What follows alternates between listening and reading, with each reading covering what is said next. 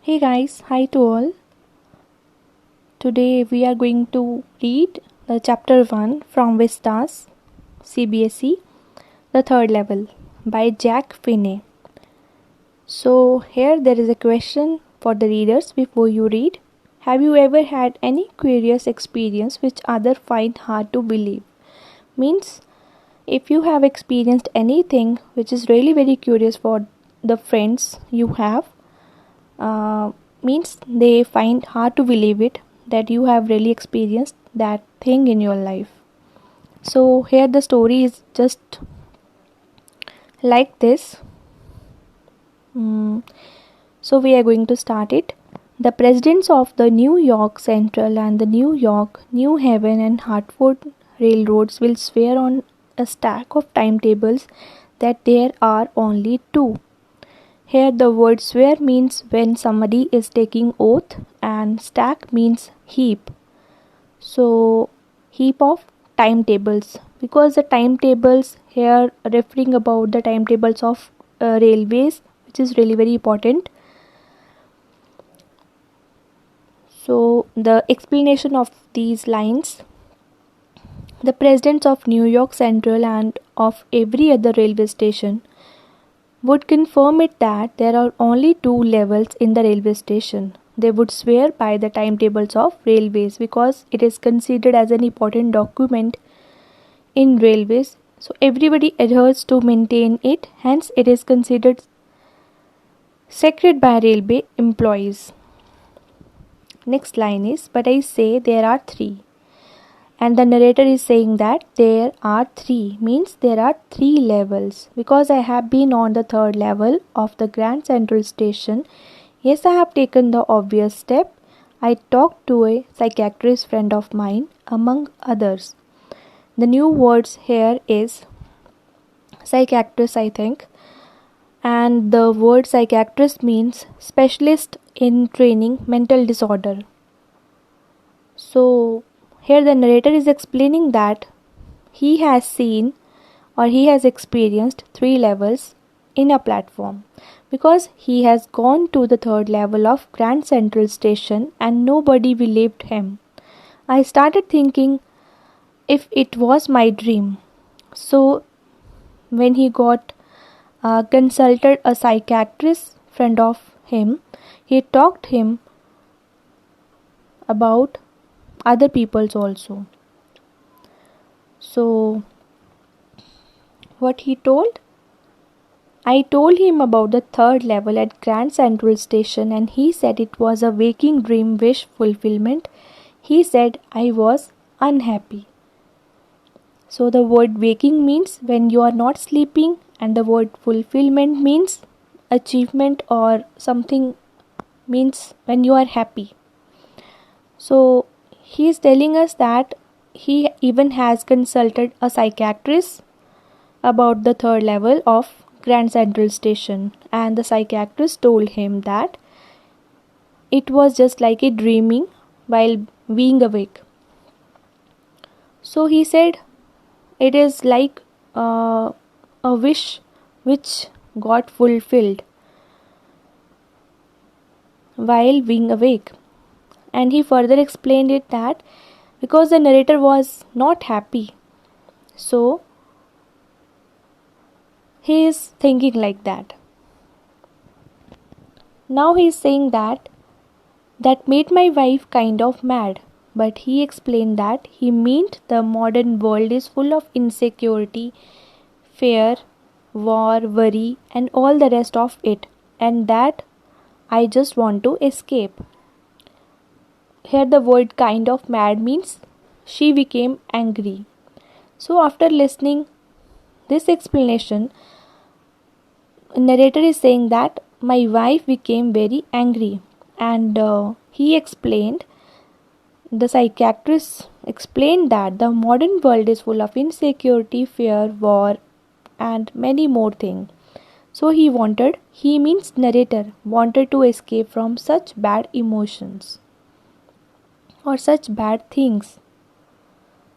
Well, who doesn't? Everybody I know wants to escape. but they don't wander down into any third level at Grand Central Station. Wander mean roaming, walking. So narrator is telling us, in fact, everybody wants to escape from such bad emotions, but nobody walks to the third level of the Grand Central Station. So he is saying that he is only trying to tell us that he has gone to the third level. But that's the reason, he said, and my friend all agreed. Everything points to it, they claimed. My stamp collecting, for example, that's a temporary refuge from reality. So the word refuse means when somebody wants to escape or to be away from something. So he is telling us that I wanted to escape from the modern world. Hence, I had the feeling that I had traveled to the third level. All his friends agreed with him, and they said that even my hobby of collecting stamps represents my wish to be away from the reality. Now he is telling us about his friend that everyone agreed with this fact that he had been there at the third level of Grand Central Station, but even though they are telling this at the same time that even the hobby of collecting stamps of the author or the narrator represents the wish to be away from the reality. So this is the important thing which can come in questions also.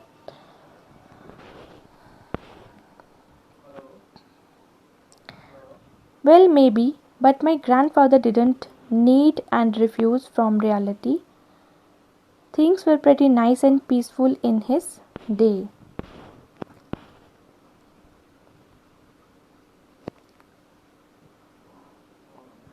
Okay, from all I hear, and he started my collection. So the word here is, he is telling us about his grandfather that situation of world during those days was quite peaceful. I have heard that there was no need to him for him to run away from the reality. He is telling us about the grandfather. So he is also telling that my collection of postage stamp was started by my grandfather, and the hobby of collecting stamp has no relation with running away from the reality. Actually, he is explaining in this way. It's a nice collection too. Blocks of 4 of practically every US issue, first day covers, and so on. President Roosevelt collected stamp too, you know. So here he is telling us about that collection of the stamps is a good thing, and it has almost every US issue. First day covers, etc. Even the President Roosevelt also collected stamps in his life. If you have done third chapter of this book, not this book, from Flamingo Deep Water, you must have heard about the President Roosevelt. It's Franklin Roosevelt, and he has hobby to collect the stamps. Anyway, here's what happened at Grand Central. One night last summer, I worked late at the office. I was in a hurry to get uptown to my apartment, so I decided to take the subway from the Grand Central because it's faster than the bus. Now he's describing the events, whatever he has felt in the Grand Central railway station. So he is telling in a way that one night of summer season, he worked hard till late hours in the office and he wanted to quickly reach his apartment, so he decided to take a local train from Grand Central, and also decided to travel by train because train takes less time than the bus. Now I don't know why this should have happened to me. Now he's telling in a way that he really don't know about it, that why this should have happened to him only. I am just an ordinary guy named Charlie, 31 years old, and I was wearing a tan gabardine suit and a straw hat with a fancy band. I passed a dozen men who looked just like me. Tan means something of dark color and gabardine means a type of cloth. So he is saying that his name is Charlie and he is ordinary person like we people are, and his age is 31, and he is wearing a dark color suit of gabardine, and also wearing a hat which had fancy band, and even he crossed about dozen men who were similar to him. Then he said, I wasn't trying to escape from anything. I just wanted to get home to Lauza, Louisa, my wife. I turned into Grand Central from Vanderbilt Avenue and went down the steps to the first level where you take trains like the 20th century. So in his this paragraph he is saying that he was not trying to run away from anything. He just wanted to reach home to meet his wife, Louisa from Vanderbilt, and he took a turn to enter Grand Central. Then he went downstairs to the first level from where trains by the name of 20th century used to run. And then I walked down another flight to the second level where the suburban trains leave from, tucked into an arched doorway heading for the subway, and got lost. Here the word flight means row of stairs, and duct means when someone is lowering or bending his body or head just to pass the door. Heading means going. So here he is explaining that. Then I walked down through the another row of stairs and I reached second level, and from this level local trains used to run. Suburban means local trains. And he lowered his head to enter an arched door and go to the local train platform, and he lost his way while doing this. So then is that's easy to do. I have been in and out of Grand Central hundreds of times, but I am always bumping into new doorways and stairs and corridors.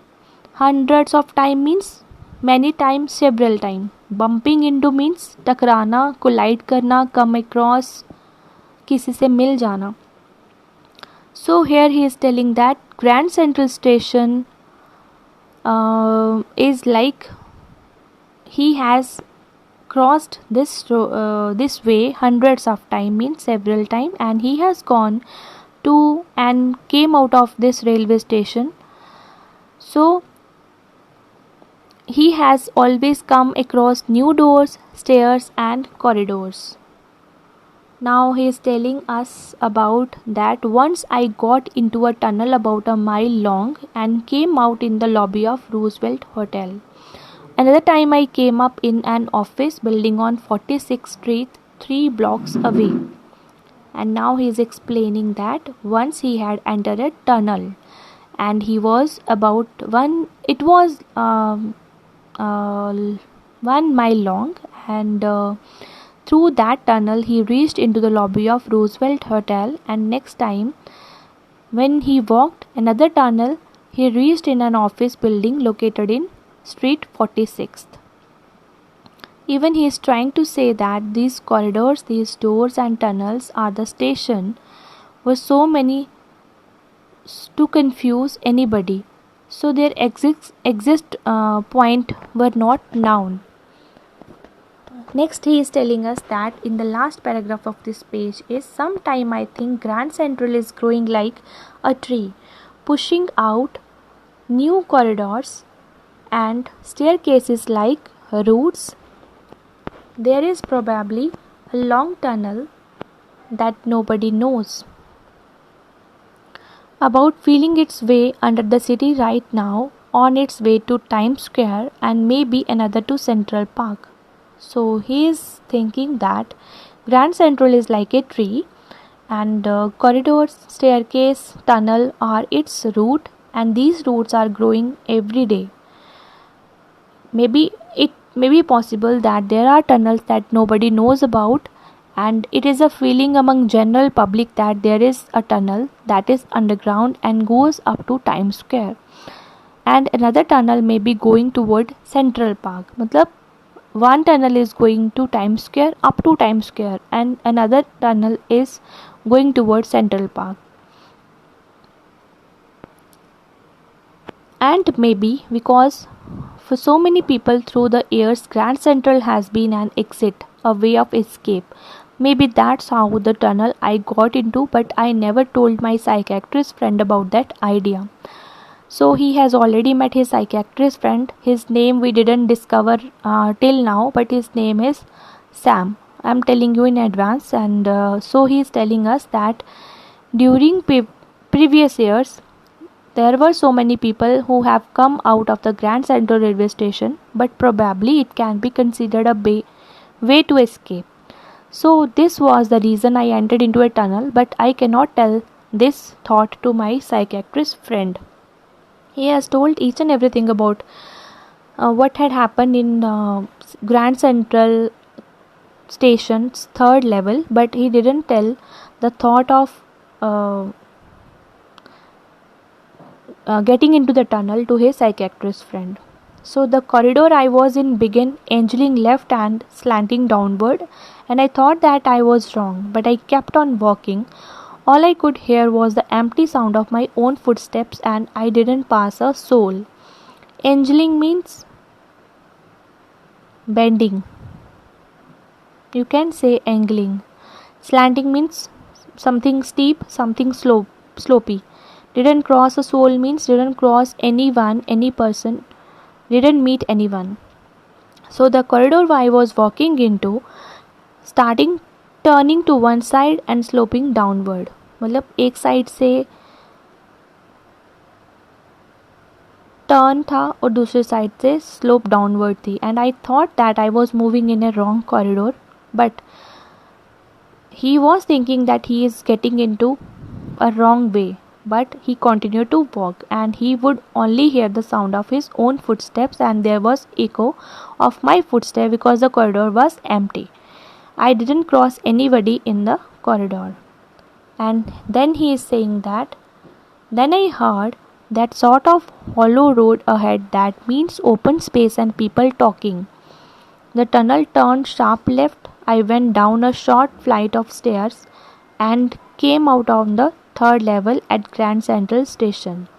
So now he is explaining that he heard a noise and discussion of people, which indicated that corridor was about to end into an open space. The tunnel took a sharp turn to the left and he walked down some stairs. He came out of the tunnel and reached third level of the Grand Central Station. So in this way he got into the Grand Central third level. For just a moment I thought I was back on the second level, but I saw the room was smaller. There was fewer tickets, windows and train gates, and the information booth in the center was wood and old looking. So the word fewer means less in number. So the narrator is telling us that just for a moment he thought that he should come back to the second level, but he noticed that rooms at this level were smaller, means space. Number of ticket counter were less. Number of gates leading to platform were very less, and the information booth at the center was made of wood and it was looking very old. Information booth can be called as or can be understood as inquiry window.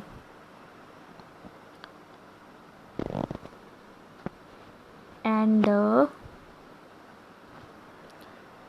the man in the booth wore a green eye shade and long black sleeve protectors. The light were dim and sort of flickering, and I saw why they were open flame gas lights. Sleeve means a garment which can be worn on forearm and arm just to get protection, and flickering means wearing which is not steady. So the person who is sitting at the information booth had greenish eyes. Green eye shade we got here means greenish eyes. He has worn sleeve protectors and they were of black color. The light were dim and it was flickering. It was not steady. Then he understood why light was flickering. The lamps were of gas operated burner type without protection against air. Open flame type lamps होते हैं जो, उनके लिए ऐसे words use किए जाते हैं. Now we are on the next page.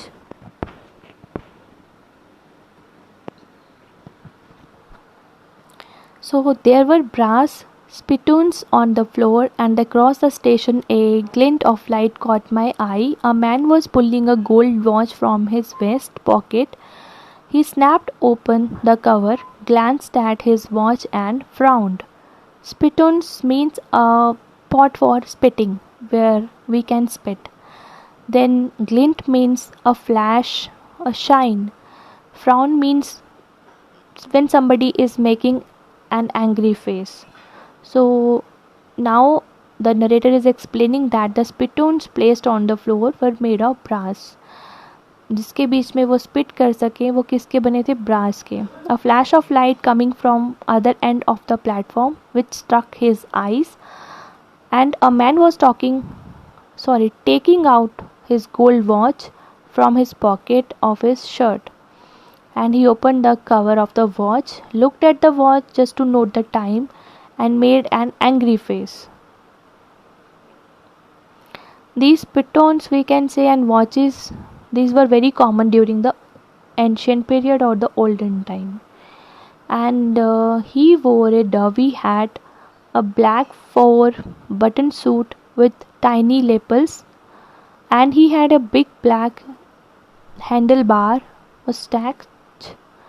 And I looked around and saw that everyone in the station was dressed like 1819 something, and I never saw so many beard, sideburns and fancy mustaches in my life. Tiny means small, very small. Fancy means stylish.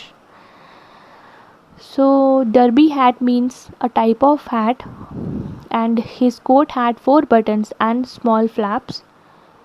So the narrator is explaining about the man is he had a big black mustache or handlebar type. When he looked around the station, he noticed that dresses of everyone was of like 1890s, and he had never seen so many beards, sideburns, temples and different style of mustache in his life.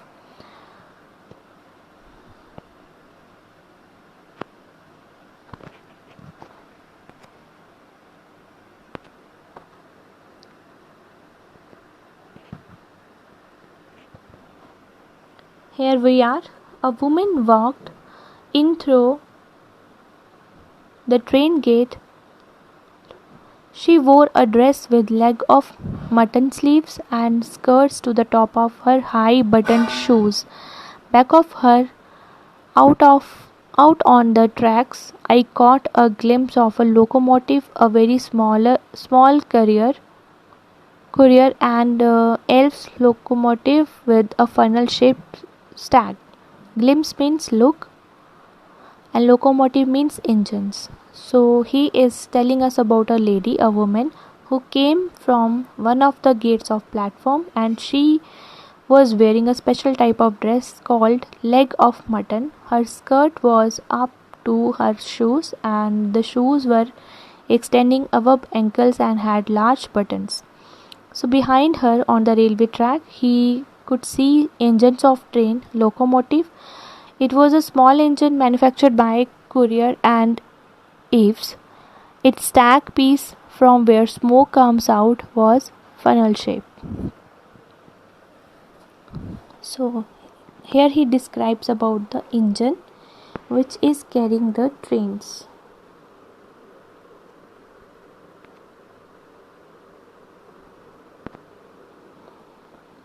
And then I knew, to make sure, I walked over to a newsboy and glanced at the stack of paper at his feet. It was The World. This is the name of the newspaper. The World has not been published for years, and the narrator was able to get it with his bits that this newspaper has not been published for so many years. So then he got understood that he had traveled back into the time, means he is in the past. To make sure about it, he went to that person who was selling the newspaper. When he saw the newspaper stacked on the floor and the person was standing, so the name of the newspaper was The World, and he got that this newspaper, The World, is like used to get published many years ago. So this was the first evidence that he was in the past, and he has really been on that third level of the Grand Central Station. The lead story said something about the president Cleveland. I have found that front page since in the public library files, and it was printed June 11, 1894. So this was the first evidence, proof. Lead story means the main article on the paper. The main article was on the paper about President Cleveland, and from this page of the newspaper he came to know that he was in the past, and even the date was June 11, 1894. Then he is telling us that I turned toward the ticket window knowing that here on the third level at Grand Central I could buy tickets that would take Louisa and me anywhere in the United States we wanted to go in the year 1894, and I wanted 2 tickets to Galesburg, Illinois.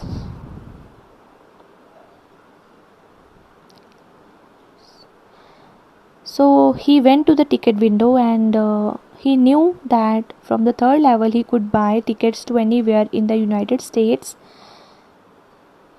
So it was the year 1894, and he wanted to purchase 2 tickets, one for himself and another for his wife, to go to Galesburg.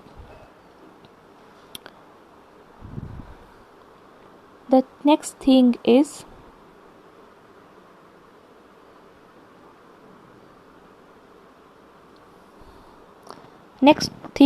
have you been to that town? Means have you ever been there? Means the question is like this: it's a wonderful town, still big, with big old frame houses, huge lawns, and tremendous trees whose branches meet overhead and roof of the street. So the explanation of this paragraph is, have you been to that town? It's just a question for the sake of asking, for the sake of that he had ever been to Galesburg. Even today it is still beautiful town, and it has big farmhouses, huge lawn, and really very big trees. Branches of these trees meet at good height in the sky, and these branches create sort of roof over the streets. So the roads are covered by the branches of tree and would have a shade. And in 1894, summer evenings were twice as long, and people sat out on their lawns, the men smoking cigars and talking quietly, the women waving palm leaf fans, with the fireflies all around in a peaceful world. Fireflies, you must have seen, insect that shines during evening and nights. So he's explaining that in 1894 summer evenings were very long, and people used to sit in their lawns.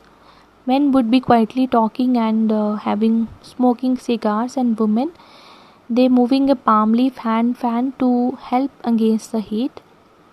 And there would be fireflies around. It was very peaceful atmosphere at that time. And last but not the least is to be back there with the First World War, still 20 years off, and the World War II over 40 years in the future. I want 2 tickets for that. The First World War was 20 years from this date, and the Second World War was 40 years away, and I asked for the 2 tickets for Galesburg town, as he has already inquired from that counter, and he just wanted to go there with his wife, so he is planning in that way.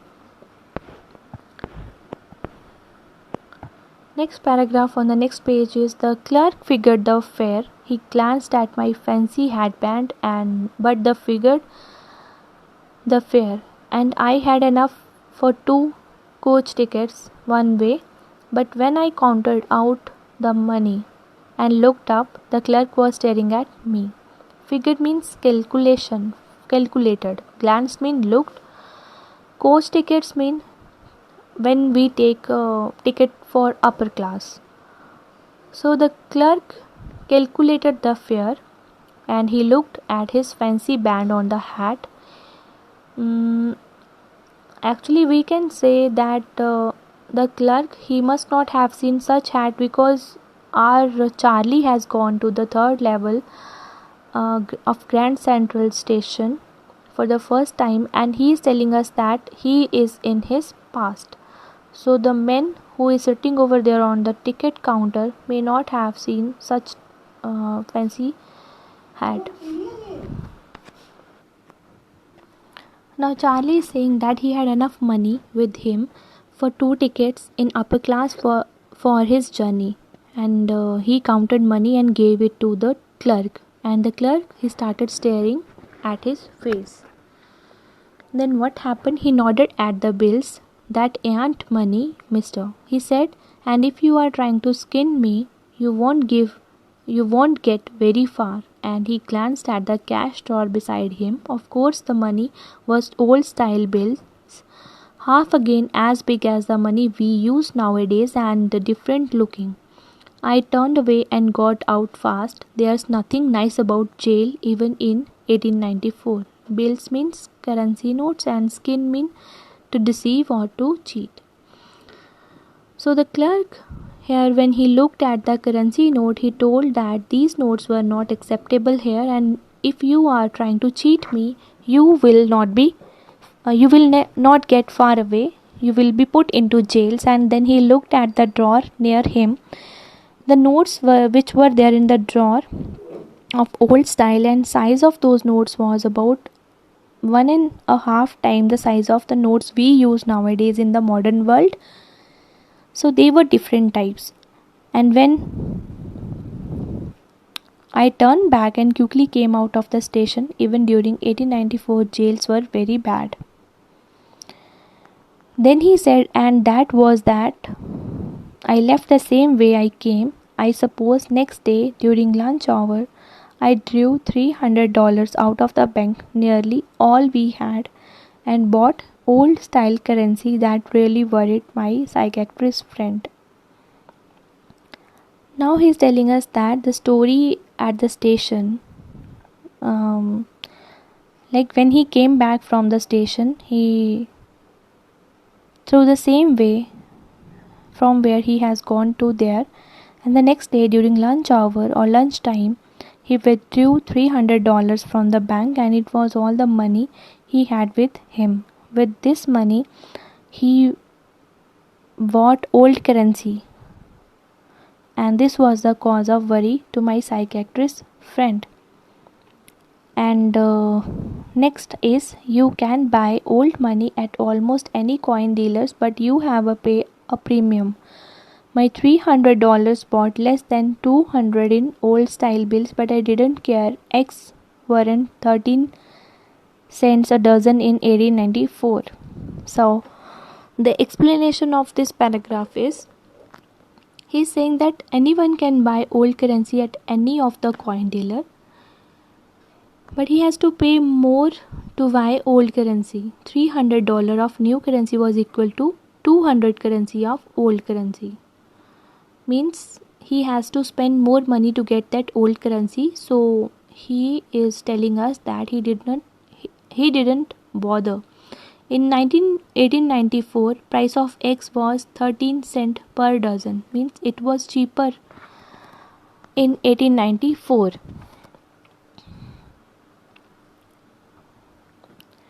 And then he explains that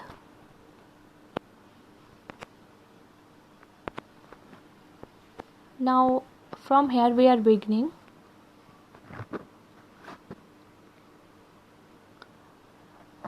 So he's saying, I have never again found that corridor that leads to a third level at Grand Central Station, although I have tried often enough. So he is telling that after that time he tried to find out the corridor that leads to the third level at Grand Central Station, but he could not found or he could not locate that corridor again in his life.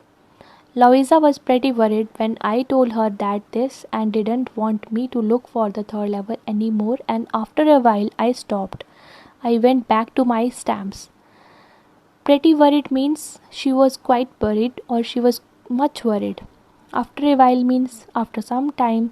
So he is telling us that his wife Louisa, she was very much worried about me, and she even narrated it to me that she advised me that you must not search for the third level again. After some time I stopped searching even, and I started giving attention to my hobby of stamp collection.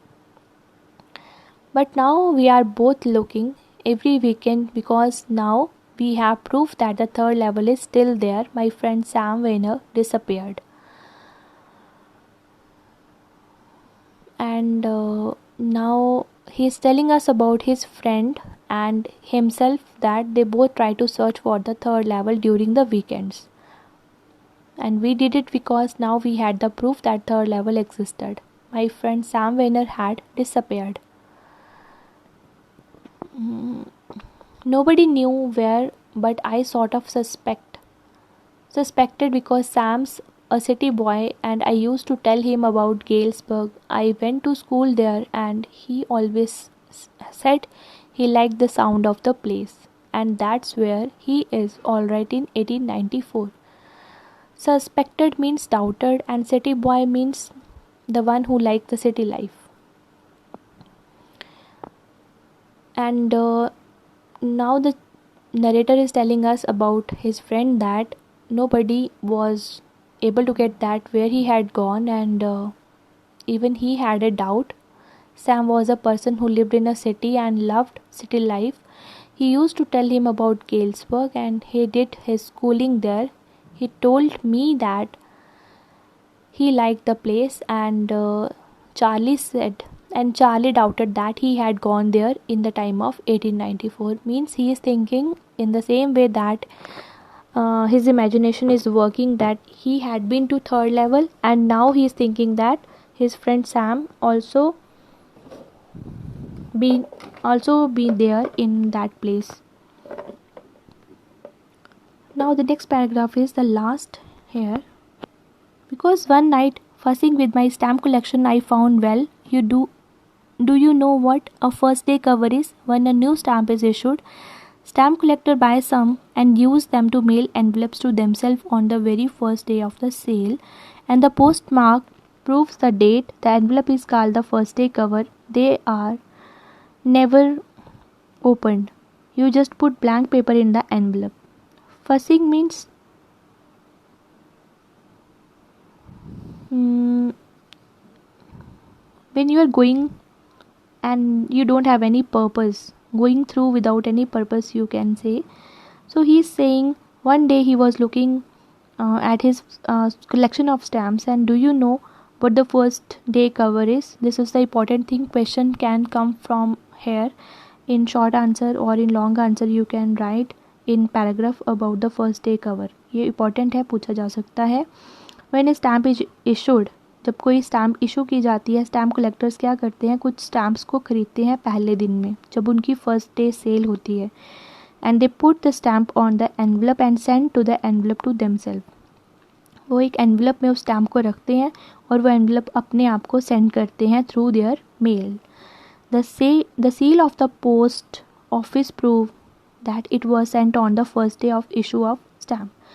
तो जो post office की seal होती है उसके through ये जज किया जा सकता है कि ये जो स्टैम्प है फर्स्ट डे इशू हुआ और फर्स्ट डे इसको एनवलप में डाल के ईमेल कर दिया स्टैम्प कलेक्टर्स ने अपने आप को.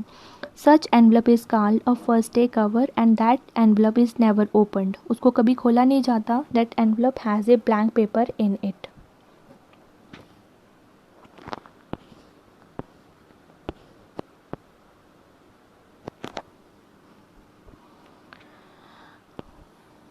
So now here we are. In this paragraph we are. That night, among my oldest first day covers, I found one that shouldn't have been there, but there it was. It was there because someone had mailed it to my grandfather at his home in Galesburg. That's what the address on the envelope said. So that night I looked at one particular envelope among my oldest first day covers. So that cover should not have been there, but it was there. Someone had sent it to my grandfather and the address of his home was in Galesburg. जिसने मेरे grandfather को वो mail किया था उसका घर कहाँ था? गेल्सबर्ग में. I understood this from the address of the envelope. और मुझे ये समझ आया एनवलप को देखने के बाद.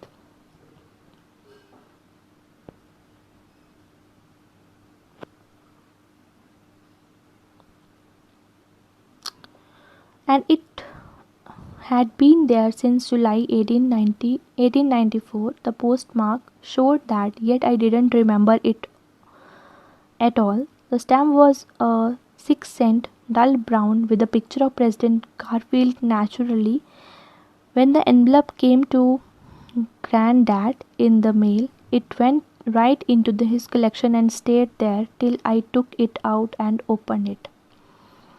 Now Charlie is telling us that the seal of post office on that envelope was of July 18, 1894, but I did not remember having seen the envelope earlier. So the value of the stamp was 6 cents and its color was dull brown, and this stamp had the picture of President Garfield on it, and it was obvious from the envelope that came to my grandfather he had put in his collection. And I opened the envelope. The paper in the envelope was not blank, and something was written on the paper. Now you can see that the paper inside wasn't blank. It read, means generally when we get first day covers they are blank. When they are mailed, only that envelope, blank paper and that stamp is there. But here it was like a letter was there attached with that mail. So in this letter we can read 941 Willard Street, Galesburg, July 18, 1894. Charlie, I got to wishing that you were right.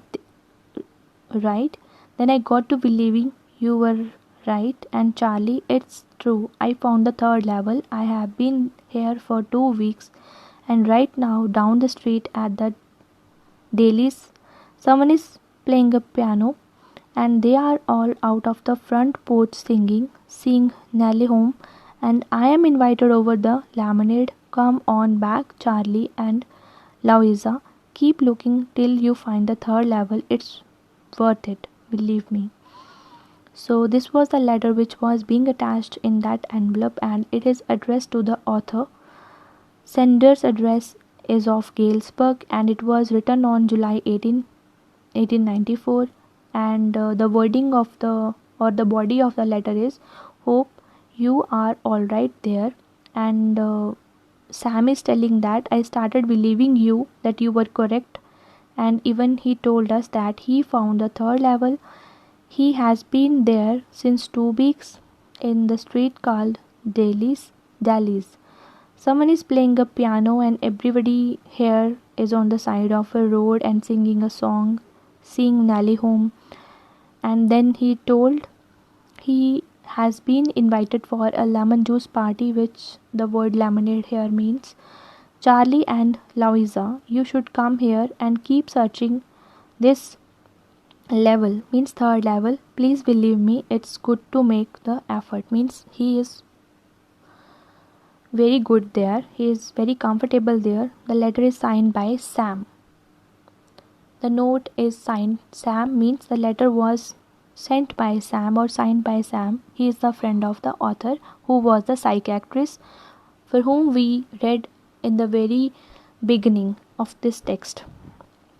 Next is, at the stamp and coin store I go to, I found out that Stamp bought $800 worth of old style currency that ought to set him up in a nice little hay, fed and grain business. He always said that's what he really wished he could do, and he certainly can't go back to his old business. Now in Galesburg, Illinois is in 1894, his old business by Sam was my psychiatrist.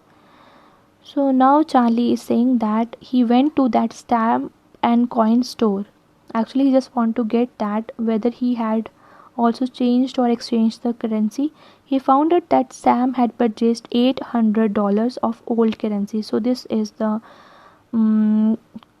question which was there in Charlie's mind, and now he is getting the answer that he got exchanged or he got purchased $800 of old currency.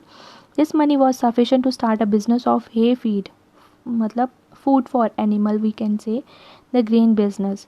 He always wanted to do this business, and in 1894 at Galesburg there was no possibility of starting his previous business of being a psychiatrist. इतने past में जाके वो अपना psychiatrist का business को start नहीं कर सकता था, दो सैम वॉज माई साइकियाट्रिस्ट. अब आपको बता रहा है कि सैम जो है वो उसका साइकियाट्रिस्ट फ्रेंड है, the one who has been lost since 2 weeks, and now in the letter we got that he was there in the Gelsburg.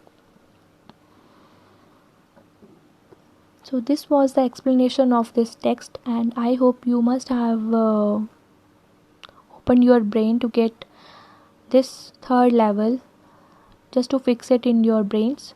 So friends, this is somewhat in confusion, and this text is all in confusion, and this is nothing like the third level. It is all about the imagination, and if we are talking with a friend that we have this sort of imagination and we getting it corrected by the psychiatrist, and we are also imagining in the same way that the psychiatrist must have felt or experienced the same thing we are experiencing. So this is all about this text. Read it, enjoy it, and get the explanation like I have explained each and every line. You just get the paragraph, read by you, and then listen the explanation whatever I have told here in this video. Thank you so much. Read, write, make your notes, and fetch good marks in your exams. Thank you.